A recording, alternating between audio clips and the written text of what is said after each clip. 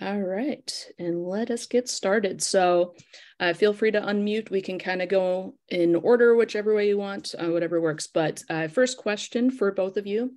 Name the moment you knew you wanted to pursue a career in music. Ricky, yeah. Okay. I don't know if there was like one specific moment, but I think there's something that really sticks with me probably like 25 years later. The first time I performed in an orchestra was for our all-state orchestra in high school. And I remember our orchestra played the last movement of Sibelius II. And to this day, it's still my favorite piece to play, to listen to. And I think it just like had this very lasting, meaningful, deep impact on my life and made me really want to do this for the rest of my life. So. Okay. I knew I wanted to pursue a career in music when I saw the second version of the movie Annie. I think we talked about this before. Yeah, I just saw the second version of the movie Annie. I thought Jamie Foxx was such a beautiful man, and I knew I wanted to sing and do something in music theater. I didn't quite know what that would be yet, but I knew at that moment, yeah, it was music for me. Very cool. Thank you. Jesenia, we'll have you answer this one first. And now we're getting organized a little bit. Who were your biggest inspirations in the music world growing up? Ooh, okay. So for songwriting, Andre Crouch, Jill Scott, Poetic Genius, Howard Shore, and not necessarily growing up, but as of recent, Nicholas Bertel is quite great to me. I would also say, I mean, there are a lot of writers, but in terms of musicality and production, it would have to be Ty Tribbett, and of course for musicals, Alec, making big names. So yeah.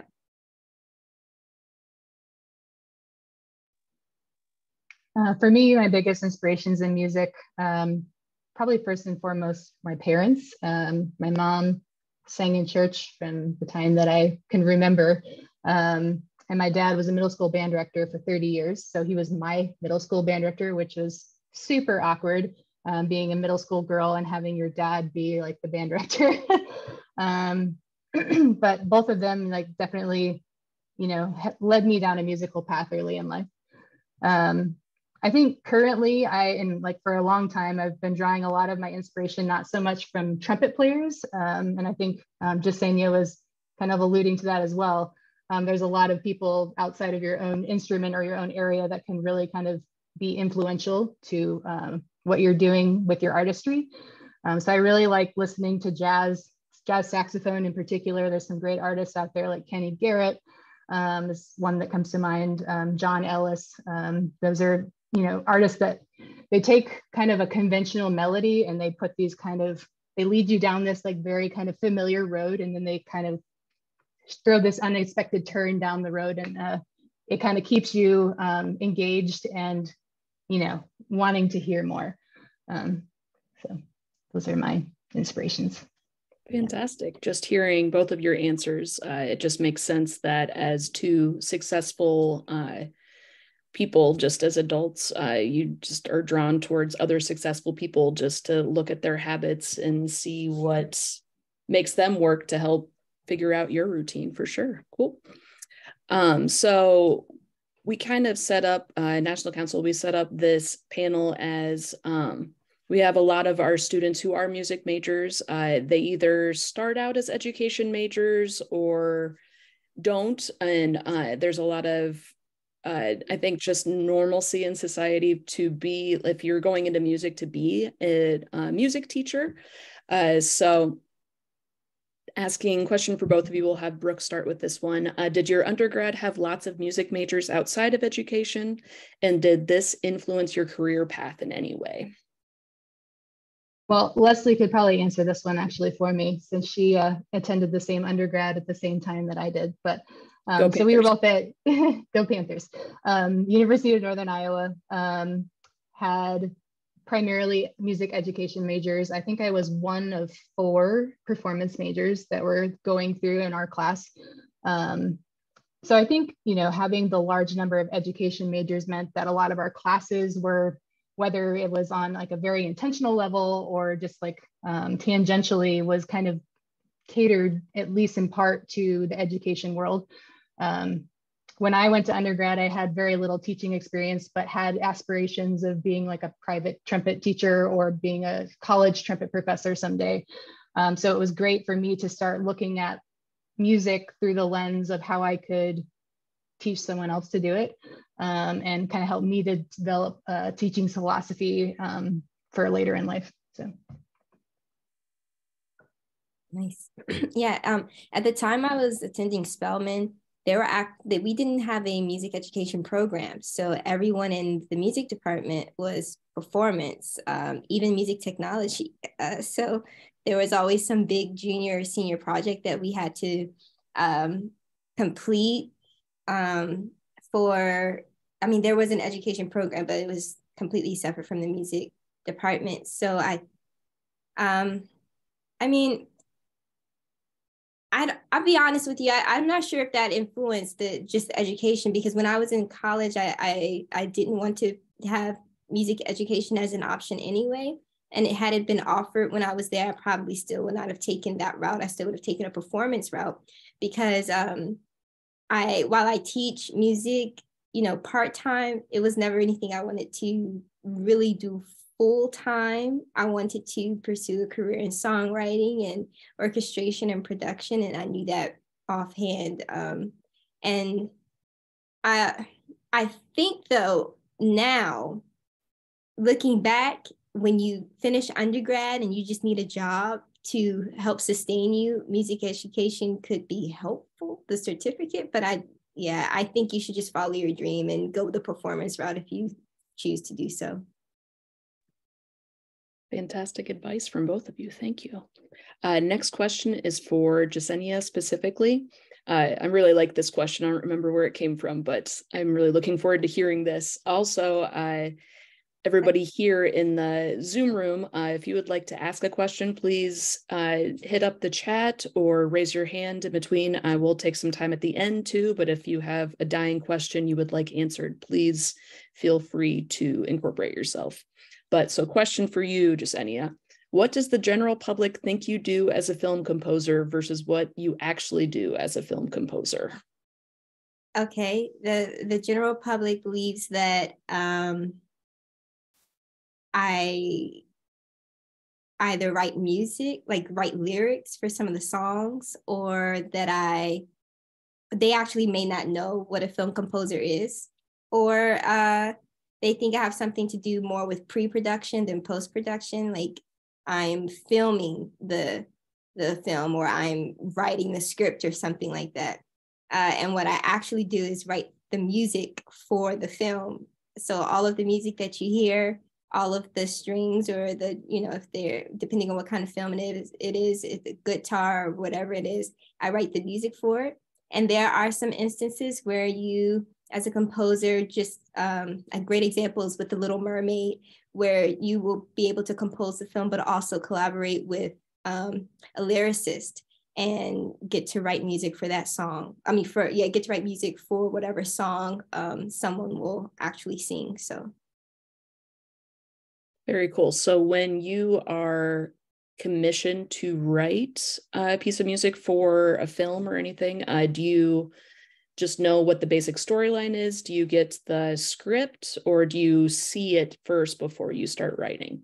Yeah, so it just depends. I've done both, especially with smaller indie films that may not have anything recorded yet, but they know they know what direction they want to go. Sometimes I'll get the script first, and it's just a lot of communication, reading this, talking with the director about what they want, and reading the script several times too. I think I said this earlier when I was presenting too. I memorized one script at one time because I hadn't seen the film, and I the first time I saw it was when it came out in the festival. I didn't see it prior to, so I memorized that script. And then there are other instances where you do receive the film without, and all it has is just the person talking, it has no audio. And sometimes, depending on, again, what the budget of the film is and where it, you know, what's happening with it, you won't even have any FX, it won't be any sound design. So it'll just be like literally me talking and me acting, oh my God, is everything okay, with no music, and me having to figure out how to invoke whatever is going on in the screen or whatever is going on in the character's brain or whatever the director feels needs to be invoked at that time. So a lot of psychology. Fantastic. No, I love that. Like, it's one of those hidden things you don't realize how much music can impact what you watch on that, because you're focusing on your visual aspect, but it's those underlying other senses that really bring out everything in there too. That's really neat. Yeah. So. And I will say my senior project was just specifically that, how music invokes everything that you're seeing, or invokes feelings of whatever you see on the screen, and how it contributes to basically the, dare I say, the whole film experience, you know, because we're still underneath of what we should be paid. But it, you know, if we weren't here, would a film really be? I'm just kidding. But it would still be a great film. But depending on what kind of film it is, how far would it go? What a weird alternate universe that I'm glad that we are not a part of, for sure. Yeah. Cool. All right, Brooke, next question is for you specifically. What is the most common misconception about a military music career? I think probably the assumption that joining means that you are going to deploy and be fighting with a weapon on the front lines, be in harm's way every day of your life. There are certainly band members who deploy to combat zones, not for combat reasons, but they, you know, they're performing for troops, or they're doing security details, things like that. If you're in one of the premier bands that are in Washington, D.C., or I guess there's a few more, like there's one up in West Point, and there's one in Annapolis, one in just outside of, I think it's New London is where the Coast Guard band is. For the most part, those special bands are not going to be, or the premier bands are not going to be deploying, though, because they have a very specific ceremonial capability that they're providing for the Army, or for the Air Force, or for the Navy, et cetera. So I guess like that there's a lot of people who assume that I, you know, am going to have to deploy and that I'm having to do all that. Some other misconceptions, especially for the premier bands, is that, you know, we're moving on to another job every 2 to 3 years, like everyone else in the military does, but we're permanently stationed. We're permanent party once we get assigned to our unit. So I'm assigned to the Fife and Drum Corps, which is stationed at Fort Myer in Virginia. And so I'll be there in just outside of Washington, D.C. For the duration of the time that I'm with the organization. So 20 plus years if I want to. I think another thing that I get a lot when I'm interacting with the public after performances is they're asking, like, is this a part-time thing that you do? Do you volunteer to do these performances? And the answer is no. We are actually full-time active duty soldiers in the United States Army, who are our job, our primary position with the Army is to perform, to play our instruments for the American public and internationally sometimes too. Specifically for the Fife and Drum Corps, I don't know if anyone is familiar with our uniforms. Some of you probably are from when I talked at the convention a year ago, but we wear, you know, traditional uniform from the Revolutionary War period. And because musicians wore the reverse colors of their infantry regiment, I wear primarily a red coat with blue trim. So because the coat is red, everyone thinks we're British, and sure enough, we are not. It's very intentionally that we have the red coat, but yeah, we get confused for British a lot, even within our own country. Been booed before because we think we're British, but yeah, it's all good. I'm still getting my paycheck either way. Whether you boo me or you cheer for me, I'm still getting paid. Still getting there. They're Yeah. tax funds, so it works out. So Brooke, that's so interesting to hear because of course, go Army because you're Army, but my family's Navy, so I thought about going into the band for the into the Navy for band, but it didn't offer any part-time positions, like any reserve positions, and so that's quite interesting to hear your story. So there are part-time positions with like National Guard and reserve bands in the Army. So like if there are people that are interested in doing like the 1 weekend a month, 2 weeks over the summer, like those jobs do exist for the Army. That's just not what I do. So yeah. Nice. You're both around the same area, around the DC area. So definitely keep in touch and you guys can. Yeah, definitely. Be fun. All right. This question is from the audience for Jesenia. What lessons have you had in your undergrad when working with musicians in conveying a film's idea, and how has that helped you in your field now? Yep. So in undergrad, I actually studied piano performance for 3 years. And my last year of undergrad, we had a composer come in because, like I said, it was a very small music department. So we had a composer come in who had just graduated from Michigan with his doctorate, and he actually has done some wonderful things. Dr. Carlos Simon, you may know him. His works premiere at the Kennedy Center quite often. And he came in and I ended up studying with him because I think I took so many classes during my time in undergrad that I just had enough to just study with him for my last year and complete my senior project with him. So the last year, he just honestly taught me how to orchestrate music and how to kind of put everything together so that it looks great on a piece of music. So I did a lot of work with Sibelius, but for your question, I did more of that in graduate school. And those were private lessons that dealt strictly with orchestration.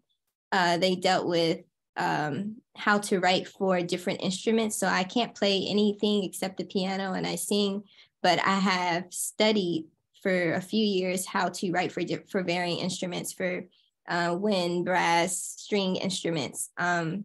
So I think that helps me with musicians because whenever I'm writing a piece, of course, most of the music is orchestral music, or at least that's my style of music is orchestral music. Since I know how to write for instruments, I can write music that sounds good, but music that works for an instrumentalist because I tend to write, if you know anything about strings, I tend to write a lot of double stops. And sometimes those double stops can be quite tricky if you're not careful. Like they sound great on a piano, but they may be impossible for a violinist to reach. So let me make sure I answered that question. Did I answer that question fully? Undergrad, just studying varying instruments. There was a class specifically that dealt with instrumentation and how each instrument functioned in school. So did I answer? You did. Question. Okay. Thank you. Okay. Perfect. Thank you. I'm going to move around our list a little bit just to keep things interesting. We'll start this question with Brooke. What's one thing you wished you knew or believed in your first year after college?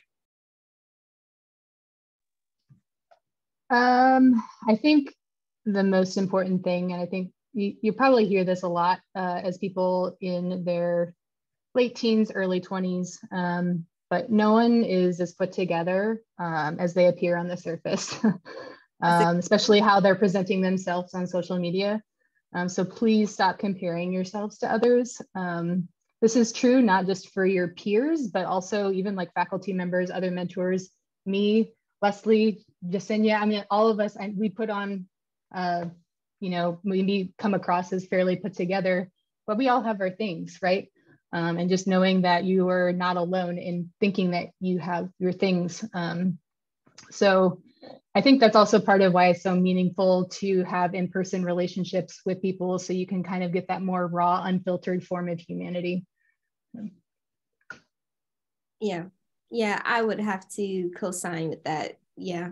I would say just believe in yourself a little bit more. I feel like if I had believed in myself when I graduated school, I might be a little further along. But like Brooke said, we all have our things. It's something going on with everybody. So yeah, just do your own thing and just believe that whatever you feel so passionately about is more, if it continues to work out, if doors continue to open, it's more than likely what you're supposed to do.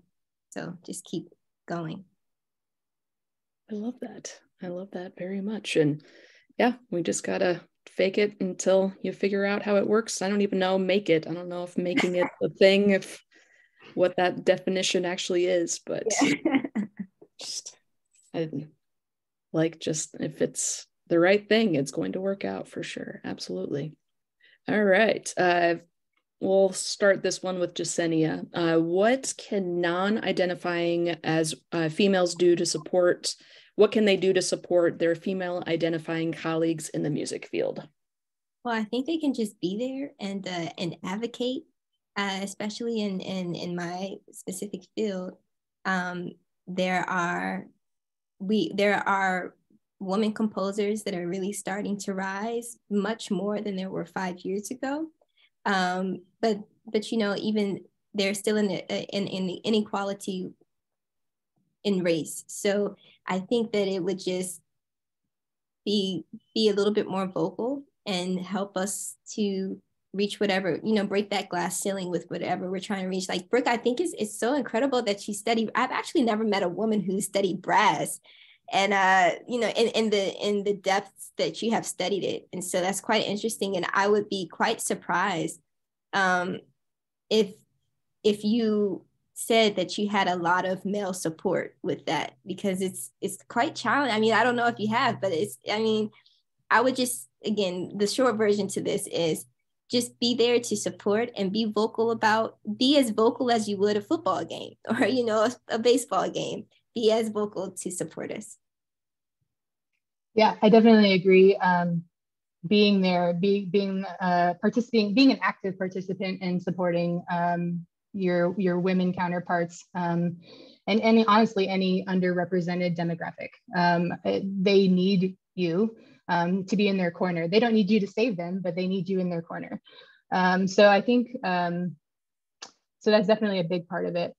Specifically for like composers, you know, program music by female composers, and not just because it happens to be a women in music performance. Like, do it throughout the year. Don't make it a special thing.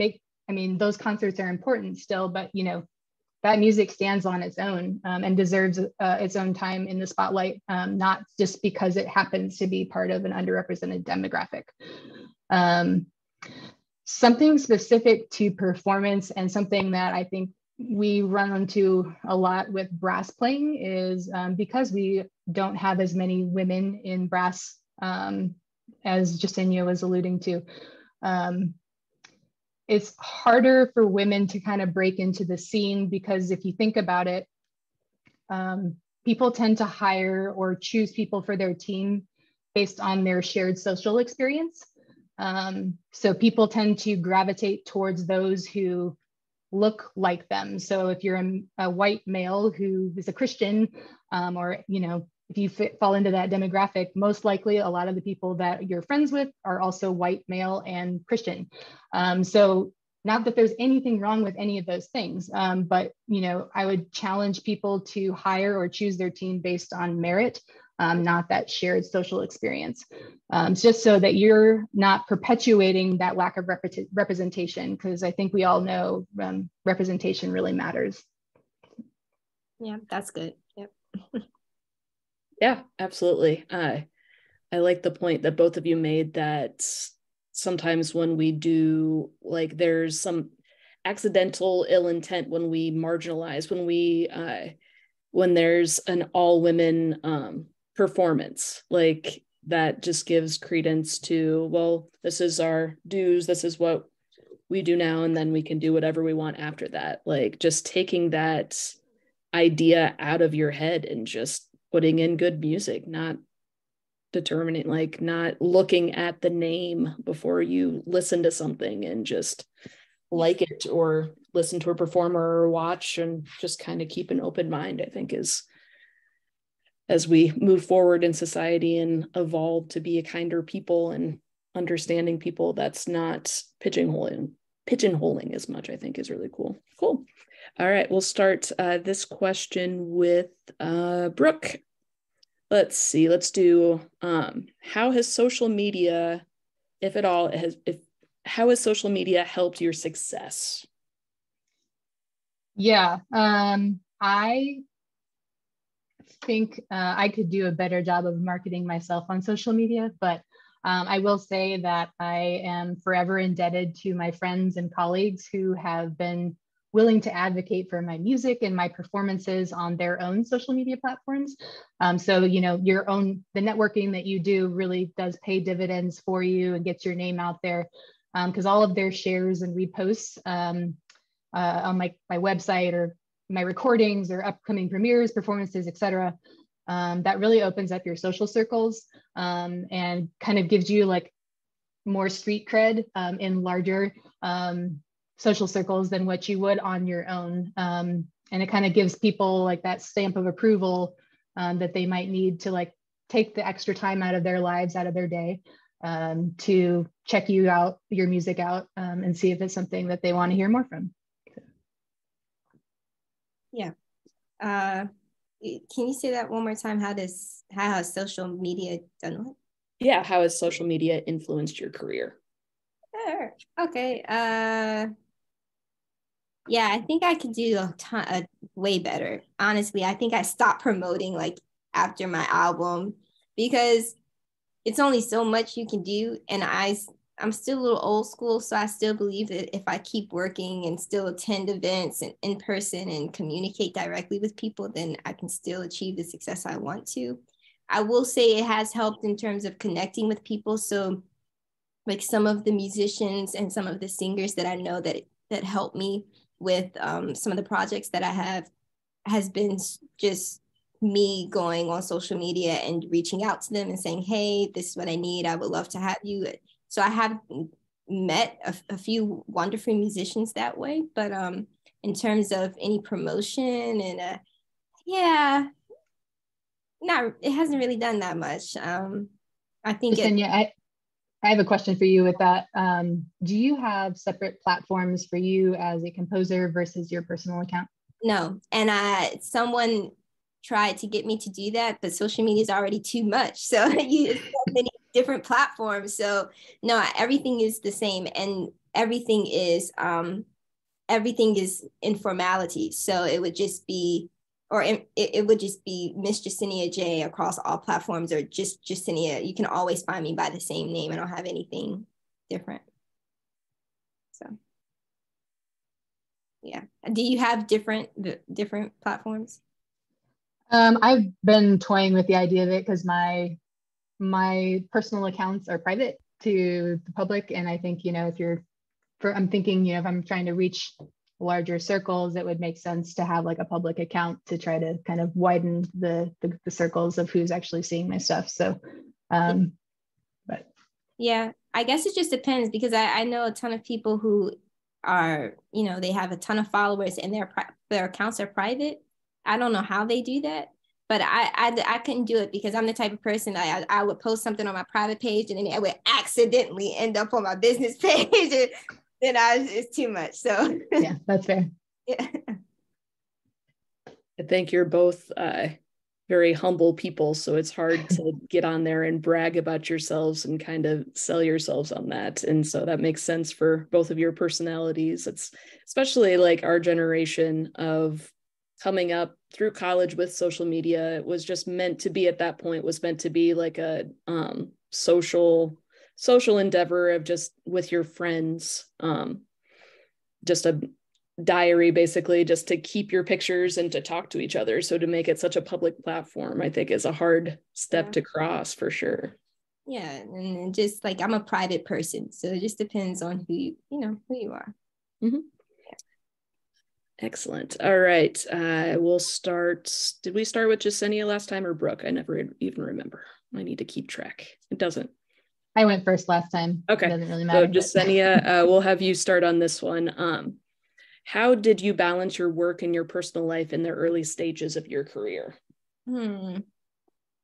Or did you? Yeah, probably not. I don't think I balanced it. I mean, I have just started with like in the last 2 months attempting to have a social life. I have friends, but in terms of going out, I couldn't tell you anything about DC life, and you know what it means to really live here. Even though I was raised here, I love working. You know, I guess I am a workaholic, and so I've tried to have one, but I would say in college, I think I did a better job, but I wasn't necessarily pursuing a career. I was just going to school. So yeah, I didn't do it. I think I also in college actually was probably more of a workaholic than I am now. I don't think it's because I've stopped trying or anything like that, but I think what I have realized is when you have an end goal, when there's like an end state and like kind of like a date where you know something is like a kind of a goal, it's okay to kind of push harder through a period of time when you have that kind of like end goal in mind.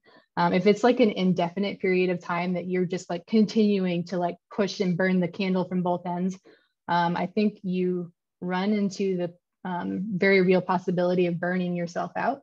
And I've been there, gone through that, and it's difficult to bring yourself back from that.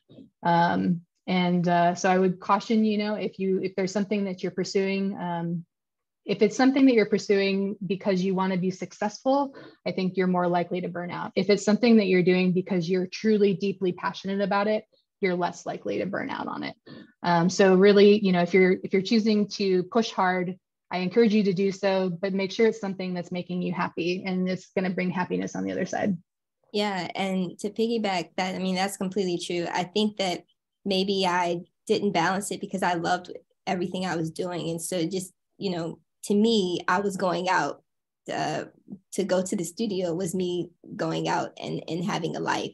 So I think it's just, you know, if you love it, or to me, it just didn't seem like I was missing out on anything. Yeah. And if that works for you, like, don't let society tell you different, or TV shows that are not actually true or anything tell you different either. But I don't know, like, I think everyone has a different balance. If you are able to do something you really like doing, if you are able to end your day happy with how your day went, I don't think there's anything else that matters with that. If there's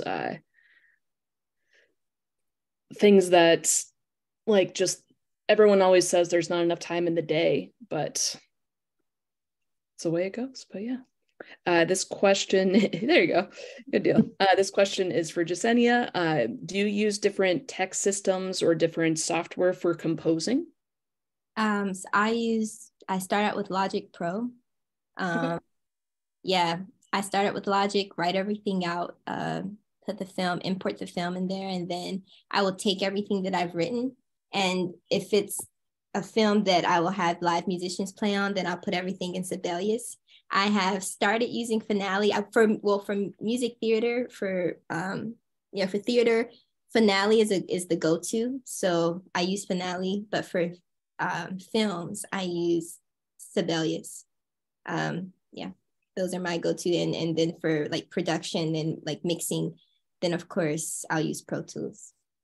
Excellent. Their follow-up question on that. So what is your advice in using your music writing software to making sure that it sounds the same, like orchestral music? What type of instrumentation do you use to make it sound like what a real orchestra would sound like? Yep. So I have invested in some libraries, and I have a ton of libraries. But the thing about it is, if you can get what I try to do, because in Sibelius, they do their best, and there is a third-party platform that I use, a source that has live or like real sounds of what I would usually use, or how instruments are usually played. if you, in Logic, what I try to do is program the music just exactly how I want it. And then in Sibelius go it. And if I can't get it to sound like that, then actually write it, because sometimes you can program different things in Sibelius to make it sound how you want to sound, but it's completely different when you're writing it out. So when you write it out, I would just go in and actually write it. And of course, I would do my best to study theory as much as possible. We all hate it at first, but I've come to actually quite enjoy it, especially with musicians who, and I know Brooke, you can attest to this, who believe that they are all that and more. So it's a helpful source. For sure. Like, yeah, it's a lot different writing stuff compared to someone performing it and them looking at you like, do you know how this instrumentation works? Or do you know these ranges? Like, it's a humbling experience, I'm sure. This question is for Brooke. Did you always envision yourself going into military music, or how did that path come about your way? Yeah, so I specifically remember having a conversation with my applied professor in undergrad, and he asked me, he's like, so would you consider being in the military, doing music in the military? And I was like, no, absolutely not. So it's funny how here I am, like 11 years into a career with the military. I think where the switch kind of flipped for me is, I had these aspirations of teaching trumpet at a college level, but it was either my undergraduate professor or one of my later teachers, but somebody said to me, like, if you expect to have any kind of credibility as a teacher in a college level, you need to have some kind of playing experience, some kind of professional playing experience under your belt. And I think a lot of you are probably aware of how many orchestras are on strike or have gone under, or, during the pandemic, obviously, full-time musicians were without work for, months. Military musicians were gainfully employed, getting a steady paycheck through all of that. The benefits of being in military music are pretty much something you can't get anywhere else, really. The free healthcare thing is huge. Maybe not something that you all are super attuned to being in college yet, but you will be once you're on your own. That's a big thing, is having your own healthcare, having the pension waiting for you. Like, those are all very lucrative things, and offer you securities that you don't get with some of the other jobs. But yeah, I definitely didn't envision myself doing military music initially, but it has definitely worked out very well for me. There's a lot of pride that I take in what I do for the military. Being a trumpet player in the military, I have the privilege of playing taps for final honors, for funerals, for lots of former service members. I'm not the one playing in Arlington National Cemetery most of the time. That's a different band, but we are playing for funerals in the DC surrounding area. We've got people assigned to doing that every day of the week. And every time it's a little different, and every time it's special. So that's something that I wouldn't have gotten doing something else with music. So. Very cool. So what I'm hearing underlying is never say never. Like, you never know what one yes that you're being led to will lead you down the path to your passion, for sure. Absolutely. And also, don't sell yourself short. Like, I was terrified about going to basic training, and I was an athletic person, but I didn't know if I could survive it. And it really wasn't so bad.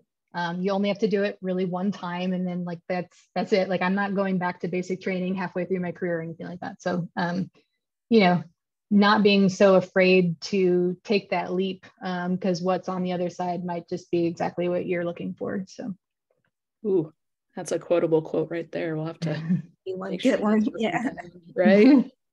For sure. All right. We are wrapping up quickly. I've got one big last question. Then if you have any dying questions, please type them now, or be ready to ask them real quick at the end of this question. We'll start this with Jesenia. you've talked about this a little bit already, but how has networking influenced your career path? Yeah. And how did you network? How did that work? Yeah, networking has gotten me pretty much where I am. I mean, it's practice and skill are wonderful, and you can do those all day, every day. But as I said earlier, it's reaching out to people.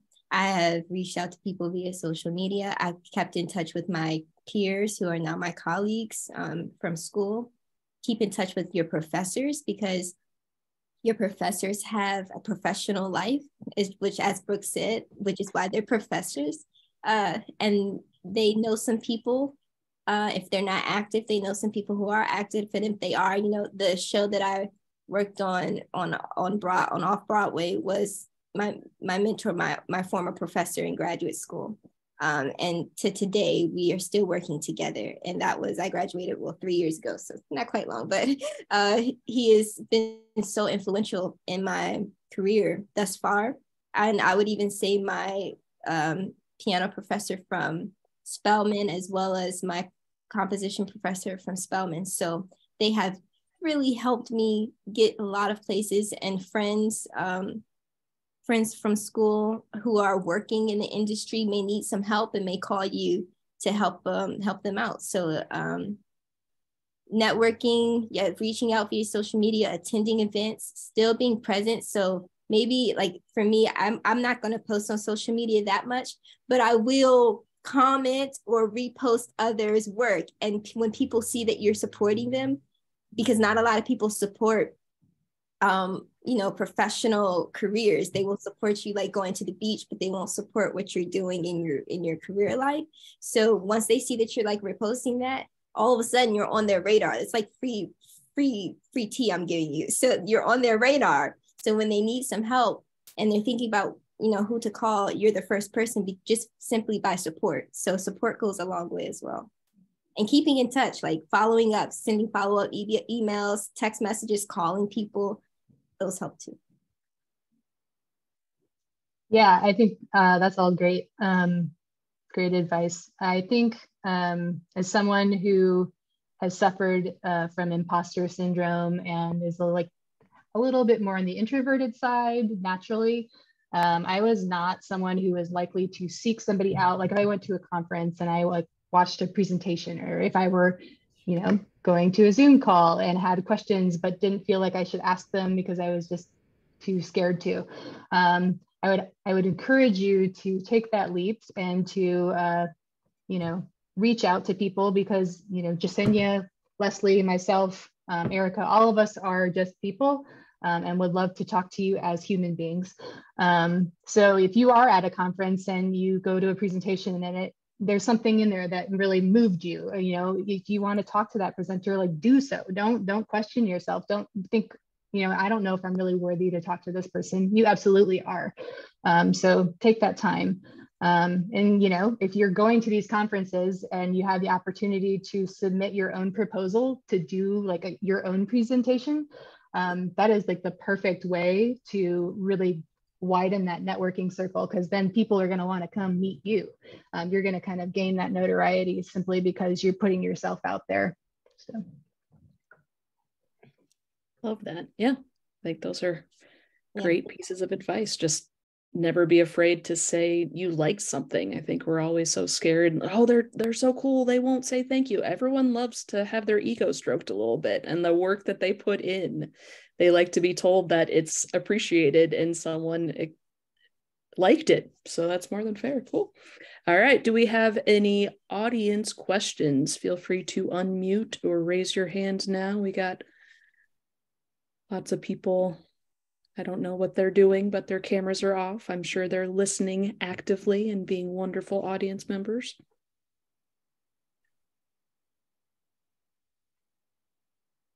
It's all good. Maybe typing, maybe not, but okay. I've got one last question. We'll start with Brooke. What's your favorite hobby outside of your career? Or tell us your hobbies, whichever question you'd like.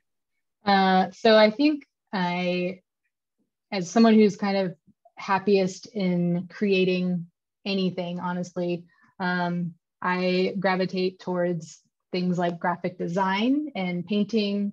I did some crochet stuff. My husband is super into pickleball. I'm sure you all have heard of pickleball at this point. If you haven't, you've been living under a rock, because it's the fastest growing sport in the United States.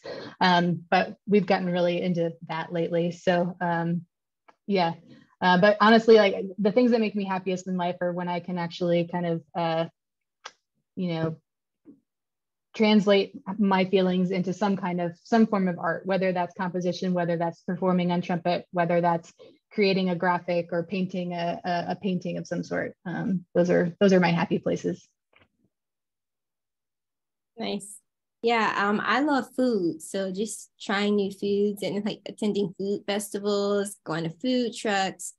That's my happy place. When I'm like super stressed, that's where you can find me at a new restaurant. I love that. All right. So pickleball and food. That sounds like you two will have your own networking event. Anyone in the DMV area, we'll set it up. You guys will let the sisters all come say how much they appreciate you. That's wonderful. All right. So let me stop recording whatever.